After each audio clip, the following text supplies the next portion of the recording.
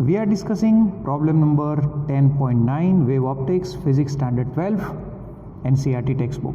So here we are given that we have a light whose wavelength is 5000 angstrom, which means it is 5 into 10 raised to minus 7 meters, because 1 angstrom is 10 raised to minus 10 meters. So removing 3 zeros from here, I get this. Now they are asking that this light falls on a reflecting surface, say for example a mirror. So if this light ray, which has this wavelength, if it reflects, there is no change in the wavelength, no change in the frequency, and no change in the speed as well, because it remains in the same medium. Okay, now they are asking us to find the wavelength and the frequency of the reflected light. So since the reflected light do not undergo any change in the speed as well as the frequency, so the wavelength of the reflected light also remains the same, that is 5 into 10 raised to minus 7 meters. Now since this light ray is in air, the medium is air, so the speed of light in air is 3 into 10 raised to 8 meter per second, and I am going to use the wave equation, which says that C is equal to F into lambda.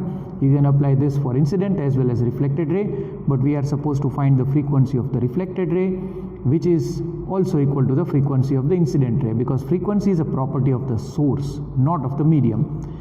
So this is 3 into 10 raised to 8 meter per second, frequency into 5 into 10 raised to minus 7 meters.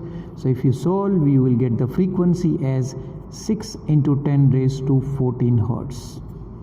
Okay, now this is the first part. Now they are asking us that for what angle of incidence the reflected ray is normal to the incident ray, which means that suppose if this is the mirror,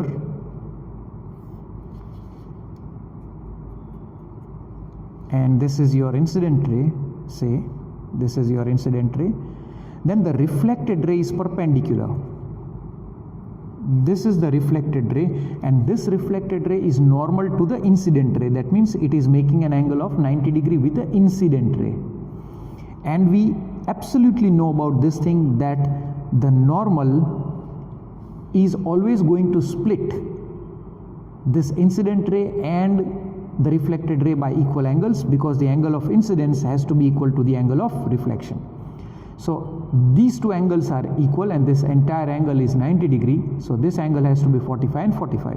So I plus R is 90 degrees, but I and R are all equal. So I can say that 2I is equal to 90, so I is equal to 45, which is also equal to R. So both the angles are 45 degrees. So here you need to understand the problem very well, that the reflected ray was perpendicular to the incident ray, and the normal is always going to bifurcate them by equal angles.